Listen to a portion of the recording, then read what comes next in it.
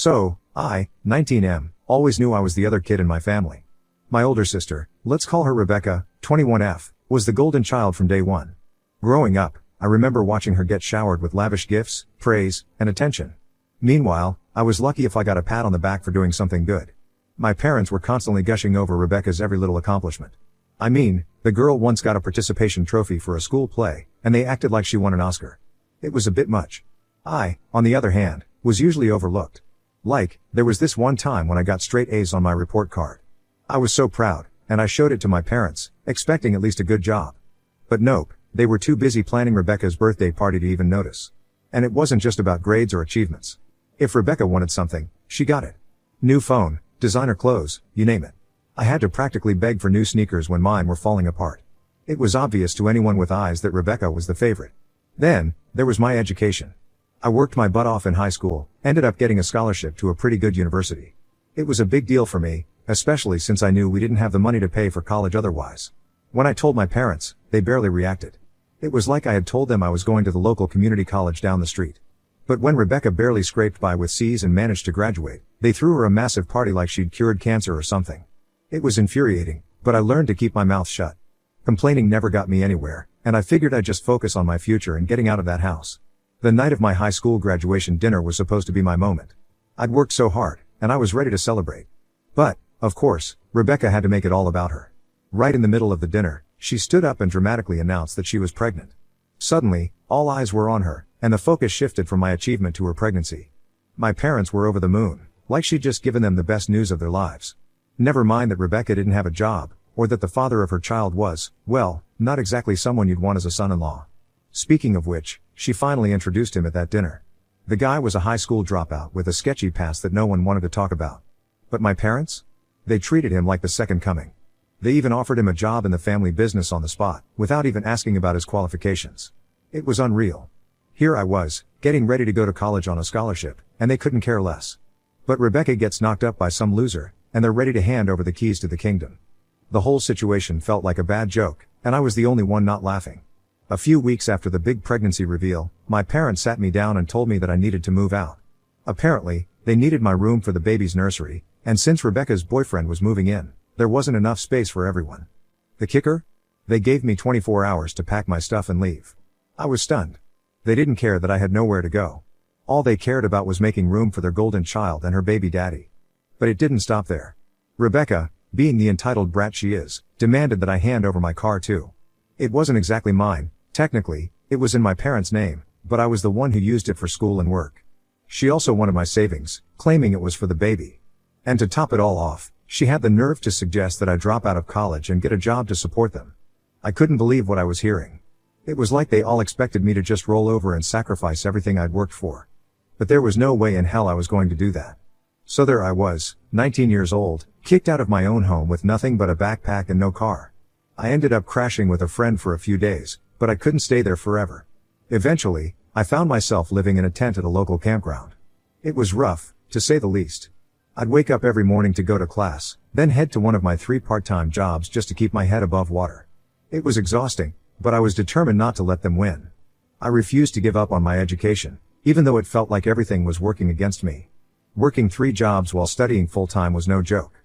I barely had time to sleep, and when I did, it was usually in my car, which I managed to buy with the little savings I had left.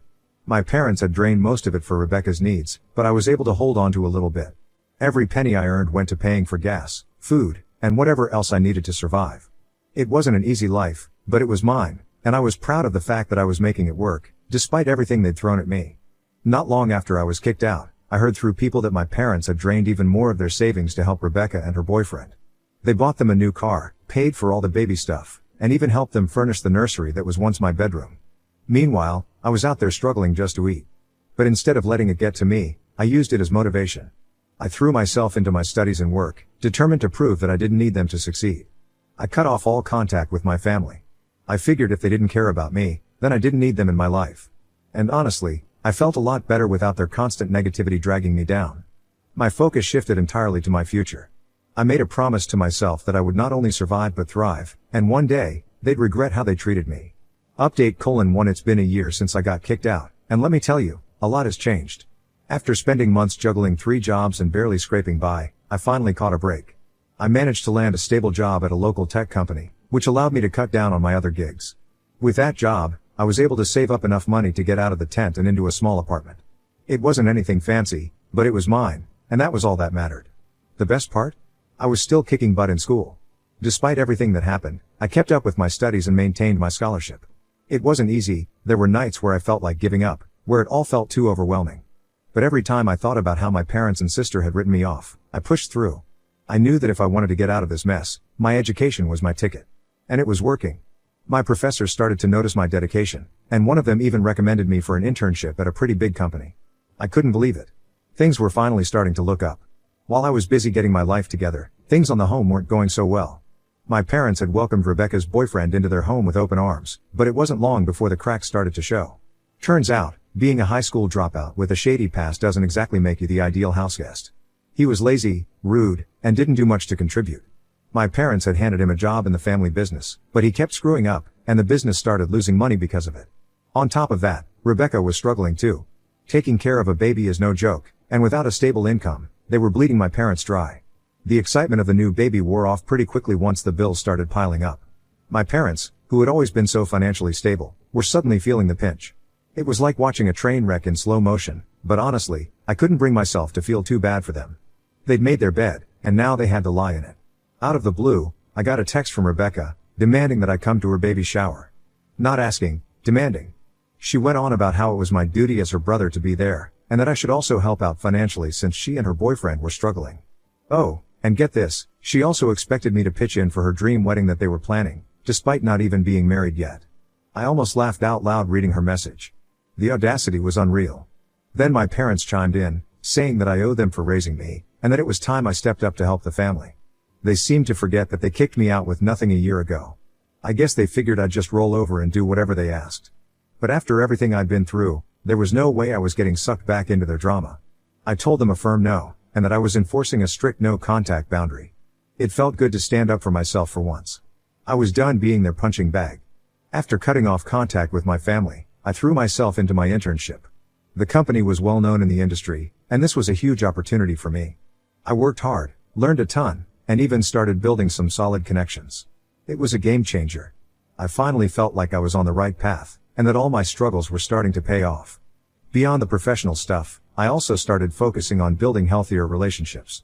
I made new friends, reconnected with some old ones, and even started dating again. For the first time in a long time, I felt like I had a support system outside of my toxic family. I realized that I didn't need them to be happy or successful. My life was my own, and I was finally taking control of it. Update 2, fast forward 3 years, and I'm proud to say that life has turned out pretty damn good. I finished my degree, and thanks to the internship I nailed, I landed a dream job right after graduation. The pay was great, and for the first time ever, I felt financially stable. I upgraded to a nicer apartment, started saving for the future, and even treated myself to a few things I'd always wanted but could never afford. It was a huge turnaround from where I was just a few years ago. On top of that, I was happy. Genuinely happy. I had a solid group of friends, a great job, and I was even in a relationship with someone who actually valued and respected me. Looking back, it was crazy to think how much things had changed. I'd gone from sleeping in a tent and working 3 jobs to living comfortably and building a career I was proud of. And the best part? I'd done it all on my own, without any help from my so-called family. While I was thriving, my family was not. From what I heard through mutual contacts, things had gone from bad to worse back home. My parents had blown through their retirement fund trying to support Rebecca and her boyfriend, who, surprise surprise, still wasn't contributing much. The family business was tanking, thanks in part to his incompetence, and they were on the brink of bankruptcy. But the real kicker? Rebecca's boyfriend had been cheating on her, with her best friend, no less. When the truth came out, it was a total disaster. Rebecca was devastated, and my parents were furious, but it was too late to undo the damage. He took off, leaving Rebecca to deal with the mess he'd created. She was now a single mother, struggling to keep it together, and my parents were drowning in debt with no way out. Just when I thought I was done with all their drama, my family decided to pull one last stunt. One day, out of nowhere, they showed up at my workplace. I hadn't seen them in years, so to say I was shocked would be an understatement. They walked in like everything was normal, completely ignoring the fact that we hadn't spoken in 3 years. They immediately started laying it on thick about how much they missed me and how we should put the past behind us. But I wasn't buying it. I knew they weren't there out of some sudden burst of familial love. After some awkward small talk, they got to the point. They were broke, Rebecca was struggling, and they wanted me to help them out financially. They even asked if they could move in with me, just until they got back on their feet. I couldn't believe the nerve. As they rambled on about how families should stick together, I just stood there, stunned. After everything they'd put me through, they really thought they could just waltz back into my life and start making demands? I let them finish their talk, then calmly told them that there was no way I was going to help them. I reminded them of how they kicked me out and left me to fend for myself, and that I'd managed just fine without them. I also made it crystal clear that I wasn't interested in reconnecting or playing happy family again. They tried to guilt trip me, saying things like, "But we're your family, and you owe us for everything we've done for you." But I wasn't having it. I told them that they made their choice years ago when they chose Rebecca over me, and now they had to live with the consequences. I wished them luck, but firmly told them to leave and not contact me again. It was harsh, but it needed to be said. As they walked out, I felt a sense of relief. I was done with them, for good this time. Update 3, after I refused to help my family, I figured that would be the end of it. I was wrong. Instead of accepting my decision and moving on, they decided to retaliate, big time. It started with them bad-mouthing me to anyone who would listen. Suddenly, social media was filled with posts from my parents and Rebecca, painting me as the selfish, ungrateful child who abandoned his family in their time of need. They twisted the story to make it seem like I was the villain, conveniently leaving out the part where they'd kicked me out at 19 so they could move in Rebecca's boyfriend. At first, I tried to ignore it. But the posts kept coming, getting nastier and more personal. They even dragged my friends into it, tagging them in posts and spreading lies about me. It was ridiculous. But what really crossed the line was when they started harassing me at work. My parents would call my office repeatedly, leaving messages with my coworkers, claiming it was a family emergency. Rebecca even showed up one day, causing a scene in the lobby, demanding to see me. It was humiliating, and it was clear they were trying to ruin my reputation and make my life as difficult as possible. I knew I had to do something before things got even more out of hand. After seeing all the advice on Reddit urging me to take legal action, I finally decided to pursue a restraining order against them. Honestly, I should have done this earlier, but a part of me still hesitated because they were my only family. But their recent behavior showed me that I needed to protect myself, even if it meant taking legal steps against them. Before filing, I gathered all the evidence I could, screenshots of their social media posts, records of the calls, and even footage from my workplace's security cameras showing Rebecca causing a scene. I also decided to share my side of the story publicly. I posted everything online, detailing the real history and why I cut ties with them in the first place. I made sure to include the proof so people could see that I wasn't just making things up. The response was overwhelming. Most people were supportive, and my family's smear campaign quickly backfired. They were exposed for what they really were, toxic and manipulative. The restraining order was granted, and they were legally barred from contacting me or showing up at my workplace again. It was a huge relief, and for the first time, I felt like I could breathe without constantly looking over my shoulder. Getting the restraining order didn't stop them from trying to worm their way back into my life, though. My parents started facing legal consequences for the harassment, and they were desperate. Their financial situation had gotten worse, and with the business on the brink of collapse, they were scrambling for any way out. But no one wanted to help them after the truth came out. Their reputation was in tatters, and even their close friends and extended family began to distance themselves. Rebecca, on the other hand, was finally facing the reality of her situation. With her boyfriend gone and her social circle shrinking, she had no one left to lean on. The entitlement that once worked in her favor was now pushing people away. Even her so-called friends began to see through her act, especially after everything was laid bare online. She tried reaching out to me one last time, but I didn't respond. I had nothing left to say to her. Update 4, 5 years have passed since I last had any contact with my family. In that time, I've built a life I'm proud of, secure job, a home I love, and relationships that are supportive and healthy. But life hasn't been so kind to my parents and Rebecca. Their lives have completely fallen apart, and from what I've heard, it's been a downhill spiral. My parents' business eventually collapsed. With no savings left, and no income from the failing business, they lost their house. They've been bouncing between different relatives' couches, but even that goodwill has worn thin. Most of the family has cut them off because they're tired of the constant drama and financial begging. It's a far cry from the comfortable life they once had, and from what I hear, they're struggling just to get by. Rebecca, meanwhile, is raising her child as a single mother. She never managed to hold down a stable job, and without my parents' financial support, she's barely scraping by. The boyfriend she once thought was her ticket to an easy life is long gone, and she's had to face the harsh reality that her entitlement doesn't pay the bills. The same friends who once adored her have drifted away, tired of her constant demands and drama. She's isolated, struggling, and from what I hear, deeply unhappy. A few months ago, out of the blue, I got a call from an aunt I hadn't spoken to in years. She told me that my parents were in dire straits and had asked her to reach out to me on their behalf. They were desperate for help, and according to her, they were willing to do anything to make things right. My aunt urged me to meet with them, saying they were truly sorry for everything that happened. I agreed to meet, more out of curiosity than anything else. When I saw them, I was shocked by how much they'd aged. They looked defeated, nothing like the confident, controlling people I once knew. They begged me to help them, saying they had nowhere else to turn. They even tried to guilt trip me, talking about how they were my parents, and how family should be there for each other. But I didn't feel any sympathy. They had their chance to be a family to me, and they blew it. I told them flat out that I wasn't going to help them. I reminded them of how they kicked me out without a second thought, how they drained my savings and tried to ruin my life.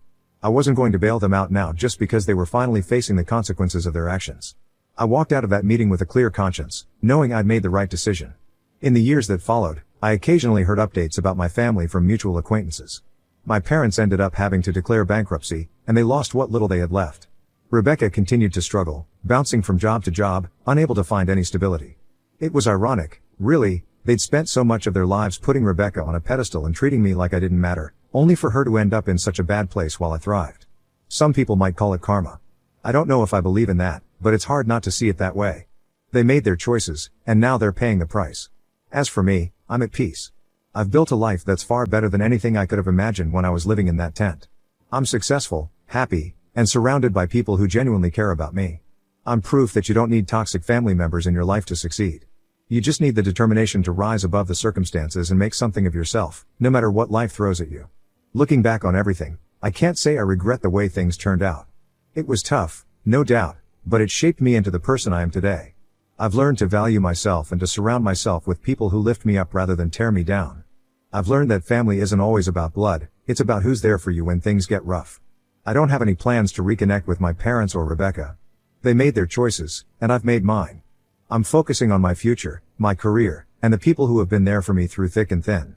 I've moved on, and I'm not looking back. As far as I'm concerned, the past is the past, and my life is only going forward from here.